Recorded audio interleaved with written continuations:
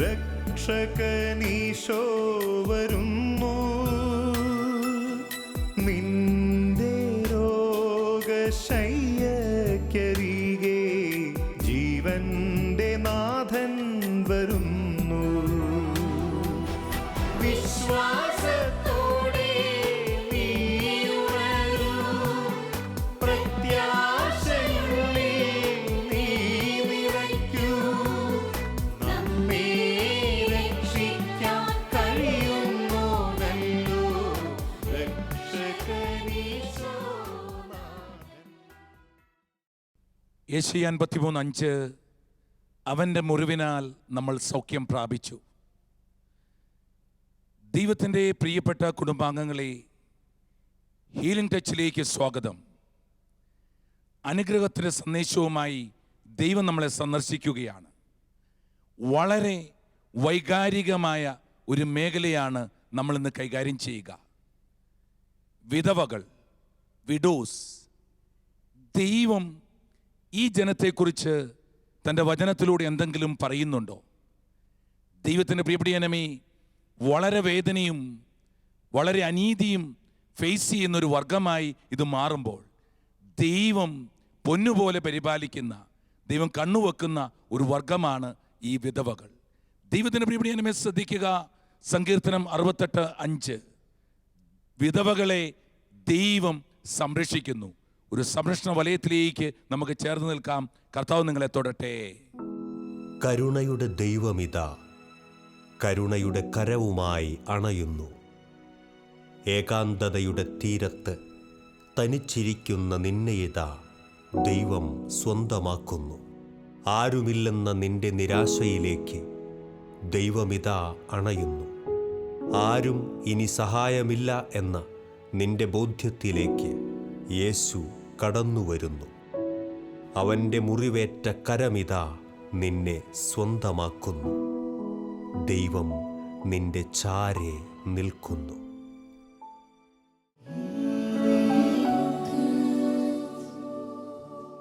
യാക്കോബ് 1:27 പിതാവായ ദൈവത്തിൻ്റെ മുമ്പിൽ ഇതാണ് യഥാർത്ഥ ഭക്തി. വിധവകളുടെ ഞെരുക്കങ്ങളിൽ അവരെ സഹായിക്കാൻ എത്തണം. ദൈവത്തിൻ്റെ പ്രിയപ്പെട്ട ജനമേ, വിധവകൾ ഇന്ന് ലോകത്തിൽ വർദ്ധിച്ചു കഴിഞ്ഞു. ഇന്ത്യൻ ജനസംഖ്യയിൽ സ്ത്രീകളുടെ 10% വിധവകളാണ്. എന്നാൽ കേരളത്തിലാകട്ടെ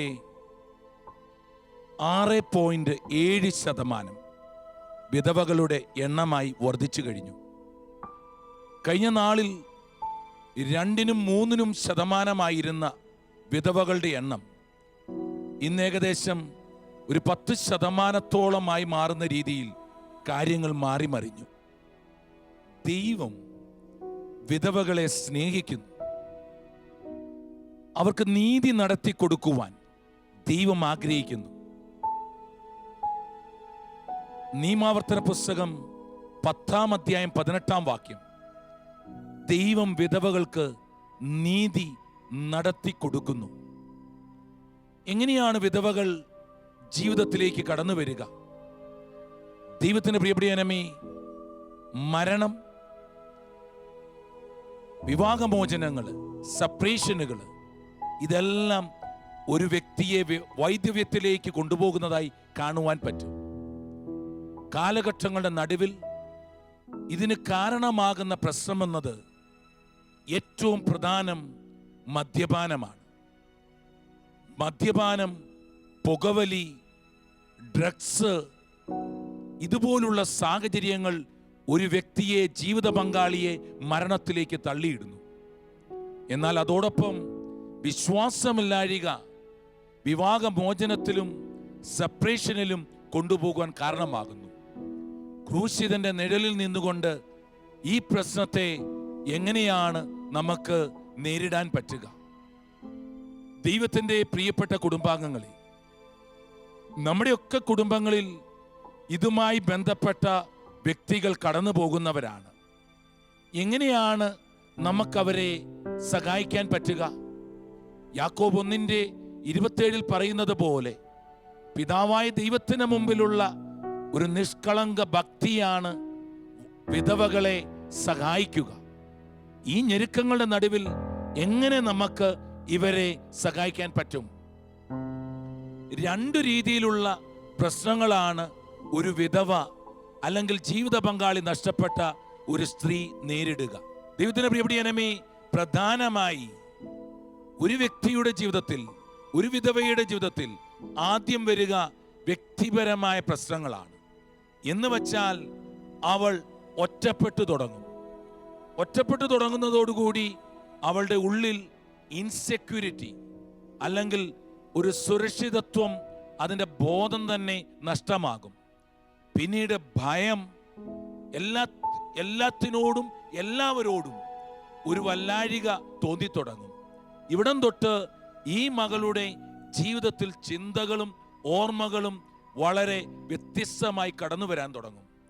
അങ്ങനെ വരുമ്പോൾ കുടുംബത്തിൽ അതൊരു വല്ലാഴിക സൃഷ്ടിക്കുകയും ഒരു വഴക്ക്, പ്രശ്നങ്ങള് മക്കളും മരുമക്കളും ഒക്കെയായിട്ട് കടന്നു വരുവാൻ കാരണമാകും. ദൈവത്തിന് പ്രിയപ്പെട്ടവനേ, നീ ഇതുപോലെ കടന്നു പോകുന്ന ഒരു മകളാണെങ്കിൽ ഇവിടെ ആശ്രയിക്കേണ്ടത് ദൈവത്തെ മാത്രമാണ്. കാരണം ദൈവം നമ്മൾക്ക് സഹായകമായി ഉണ്ടെങ്കിൽ മറ്റെന്തിനെ ഓർത്താണ് നമ്മൾ ഭയപ്പെടുക? നിയമാവർത്തന പുസ്തകം 27 അധ്യായം 19 വാക്യം, വിധവകൾക്ക് നീതി നടപ്പിലാക്കി കൊടുക്കണം. വിധവകൾക്ക് നീതി കൊടുക്കാത്തവൻ ശപിക്കപ്പെട്ടവനാകട്ടെ എന്ന് ബൈബിൾ പറയുന്നുണ്ട്. എന്ന് വച്ചാൽ രണ്ടാമത്തെ പ്രശ്നമെന്ന് പറയുക ഒരു വിധവ നേരിടുന്ന പ്രശ്നങ്ങളിൽ എക്സ്റ്റേണലായി വരുന്ന കാരണങ്ങളാണ്. പ്രത്യേകിച്ച് നീതി കിട്ടാതെ വരിക.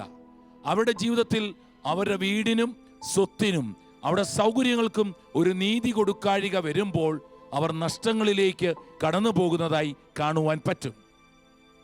ദൈവത്തിന്റെ പ്രിയപ്പെട്ടവനേ, ഇതോടൊപ്പം അശുദ്ധകരമായ ആക്രമണങ്ങൾ ഈ സ്ത്രീകളെ നോക്കി കടന്നു വരുമ്പോൾ വിധവകളുടെ വിശുദ്ധിയെ നശിപ്പിക്കുന്ന രീതിയിലുള്ള ആക്രമണങ്ങൾ ലോകത്തിൽ കടന്നു വരുന്നു. അത് നമ്മുടെ സമൂഹത്തിലും ജീവിതത്തിലും കടന്നു വരുമ്പോൾ നീതി അവിടെ ജീവിതത്തിൽ കൊടുക്കേണ്ടി വരും. ഓർക്കുക, 1 മൈലോളം സഞ്ചരിക്കുന്നവന്റെ കൂടെ ആവശ്യം ചോദിക്കുന്നതിനപ്പുറമായി നൽകുക. 2 മൈലുകൾ സഞ്ചരിക്കുവാനുള്ള ഒരു കരുത്ത് ഇവർക്ക് നേടിക്കൊടുക്കേണ്ടി വരും. കാരണം നമ്മളുടെ ജീവിതത്തിൽ അനുഗ്രഹമാകണമെങ്കിൽ ഒരു എക്സ്ട്രാ മൈലേജ് ഇവരുടെ നീതി നടത്തിപ്പിൽ നമ്മുടെ ജീവിതത്തിൽ ഉണ്ടാകണം. ദൈവത്തിന്റെ പ്രിയപ്പെട്ടവനേ, 2 രീതിയിലുള്ള പ്രശ്നങ്ങൾ, ഇന്റേണലായി വരുന്നതും എക്സ്റ്റേണലായി വരുന്നതും, ദൈവത്തിന്റെ പരിശുദ്ധാത്മാവോട് ചേർത്ത് ഇവരെ സഹായിക്കണമെന്ന് ദൈവം നമ്മളോട് ആവശ്യപ്പെടുന്നുണ്ട്. 1 തിമോത്തി 5 അധ്യായത്തിൽ അതിന്റെ 3 വാക്യം ബൈബിൾ പറയുന്നു, വിധവകൾ ബഹുമാനിക്കപ്പെടണം. 4 രീതിയിലുള്ള വിധവകളെ ബൈബിളിൽ ഇവിടെ അവതരിപ്പിക്കുന്നുണ്ട്.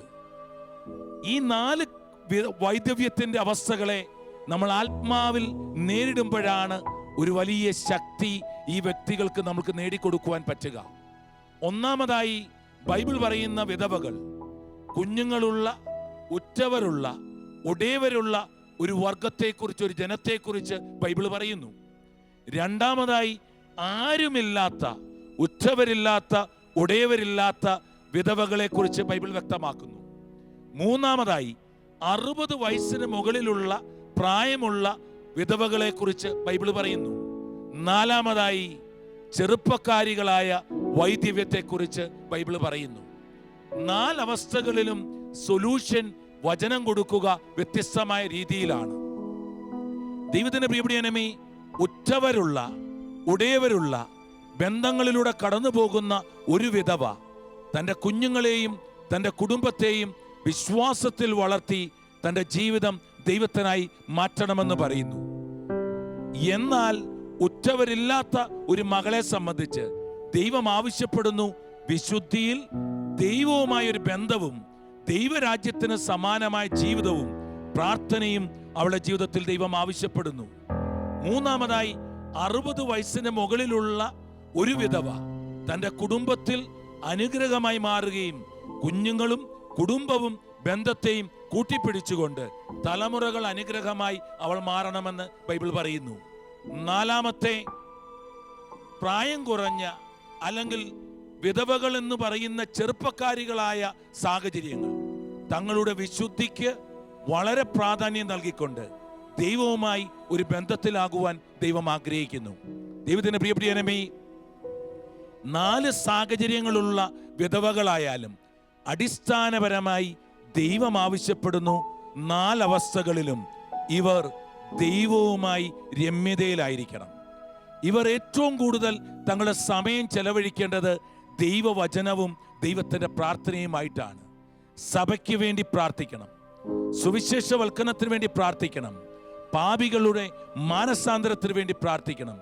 മോനിക്ക പുണ്യവതിയെ പോലെ ദൈവവചനം ഓരോ വ്യക്തികളിലും കടന്നു വരുവാൻ, കുടുംബങ്ങളിൽ എത്തുവാൻ നമ്മൾ പ്രാർത്ഥിക്കേണ്ട ഒരു സാഹചര്യം ഇവിടെയുണ്ട്. അതോടൊപ്പം ഒരു രമ്യതാപൂർവമുള്ള ജീവിതം ഓരോ വിധവകളും കുടുംബത്തോടും സമൂഹത്തോടും ചേർത്ത് വെക്കണം. ഓർക്കുക, നമ്മളുടെ ജീവിതത്തിൽ വിശുദ്ധിയും അനുഗ്രഹവും ചേർന്ന് നിൽക്കണമെങ്കിൽ, ഒരു വലിയ അനുഗ്രഹമായി മാറണമെങ്കിൽ ഈ ഒരു കാര്യം പ്രധാനമാണ്. ശരിയാണ്, ജീവിത പങ്കാളിയുടെ നഷ്ടം അല്ലെങ്കിൽ ഒറ്റപ്പെടൽ നമ്മൾക്ക് വളരെ വ്യക്തമായ ദേഷ്യം, വെറുപ്പ്, നിരാശ ഇതൊക്കെ കടന്നു വരാം. പക്ഷേ ഒരു ക്രിസ്തീയ കുടുംബത്തിൽ തൻ്റെ മക്കളെയും മരുമക്കളെയും സ്നേഹിക്കാനും ജീവിതം വിട്ടുകൊടുക്കാനും ഇവർ തയ്യാറാകുമെങ്കിൽ ദൈവം അവർക്ക് മഹത്വത്തിൻ്റെ കിരീടം നൽകുവാൻ കാത്തിരിക്കുകയാണ് എന്ന് തിരിച്ചറിയണം. അതോടൊപ്പം തൻ്റെ മരുമക്കളും മക്കളുമായി ഒരു രമ്യതാപൂർവമായുള്ള ബന്ധം വിശ്വസിക്കണം. വിശ്വാസം ഈ സാമ്പത്തിക മേഖലകളിലും മറ്റ് സാഹചര്യങ്ങളിലും അനുഗ്രഹമായി മാറുവാൻ നമ്മൾക്ക് കഴിയും. ദൈവത്തിൻ്റെ പ്രിയപ്പെട്ട അമ്മേ, ദൈവത്തിൻ്റെ പ്രിയപ്പെട്ട ജനമേ, വിശ്വസിക്ക്, ദൈവം നമ്മളെ സ്നേഹിക്കുന്നുണ്ട്. ഒരു വിധവയായി ഇവിടെ കടന്നു പോകുമ്പോൾ, അനുഗ്രഹം പ്രാപിക്കുമ്പോൾ ദൈവം വലിയ കാര്യങ്ങളാണ് ഒരുക്കി വച്ചിരിക്കുക. നിയമാവർത്തന പുസ്തകം 14-ാം അധ്യായം 29-ാം വാക്യം, നിന്റെ പട്ടണത്തിൽ ഒരു വിധവയുണ്ടെങ്കിൽ അവൾ വന്ന് ഭക്ഷിച്ച് സംതൃപ്തി അടയട്ടെ എന്ന് ബൈബിൾ പറയുന്നു. ഓർക്കുക, ഒരു വിധവ എല്ലാ രീതിയിലും അനുഗ്രഹിക്കപ്പെടണം.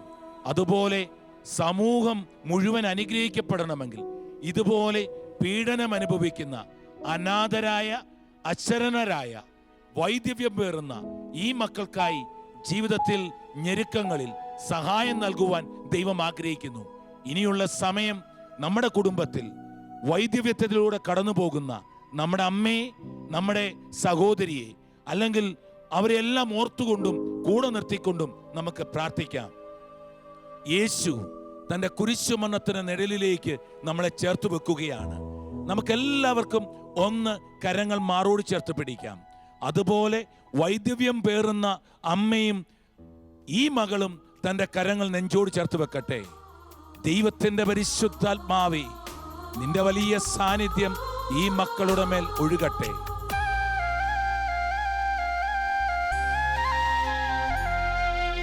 ഹൃദയം വിങ്ങും നൊമ്പരവും കരളിൽ നിറയും കണ്ണീരുമായി, ഹൃദയം വിങ്ങും നൊമ്പരവും കരളിൽ നിറയും കണ്ണീരുമായി, നീറും മനസ്സിൻ ഭാരവുമായി നിൽക്കുന്നു ദൈവമേ നിന്റെ മുൻപിൽ, കരുണയാൽ നോക്കേണമേ,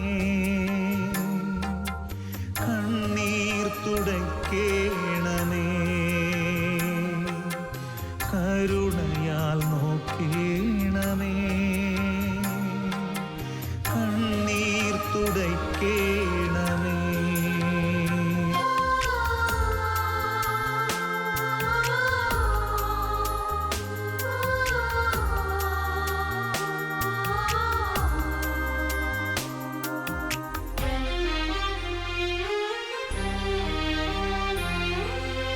മുറിവേറ്റ നിന്നുടെ തിരുഹൃദയത്തിൽ ഏകുന്നു ഞാനെൻ തകർച്ചകളെ മുറിവേറ്റ നിന്നുടെ തിരുഹൃദയത്തിൽ ഏകുന്നു ഞാനെൻ തകർച്ചകളെ. യേശുവേ നീയൊന്നു തഴുകേണമേ, പുതുജീവനേകേണമേ.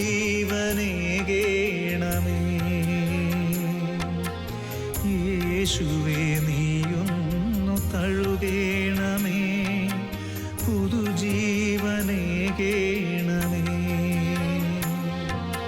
ഹൃദയം വിങ്ങും നൊമ്പരവും കരളിൽ നിറയും കണ്ണീരുമായി മനസ്സിൻ ഭാരവുമായി നിൽക്കുന്നു ദൈവമേ നിന്റെ മുൻപിൽ. കരുണയാൽ നോക്കേണമേ, കണ്ണീർ തുടയ്ക്കേണമേ. കരുണയാൽ നോക്കേണമേ,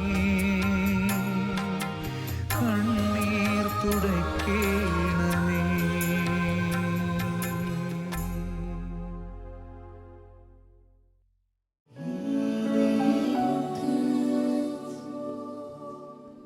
സങ്കീർത്തനം 37 4, 5, 6 വാക്യങ്ങൾ.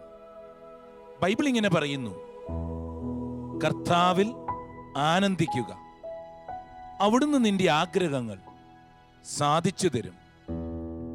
അടുത്ത വചനം ശ്രദ്ധിക്കുക: നിന്റെ ജീവിതം കർത്താവിന് ഭാരമേൽപ്പിക്കുക.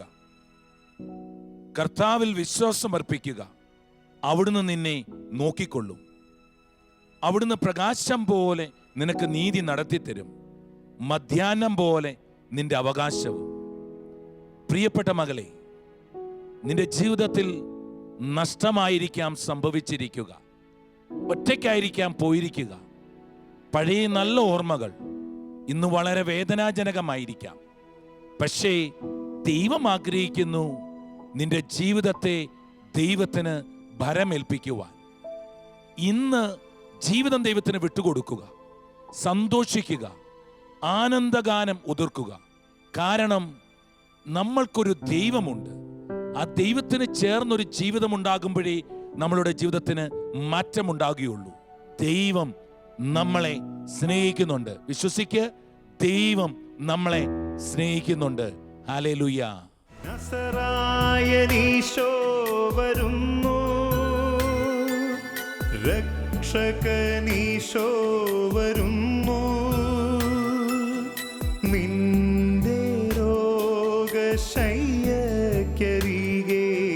ജീവന്റെ നാഥൻ വരുന്നു.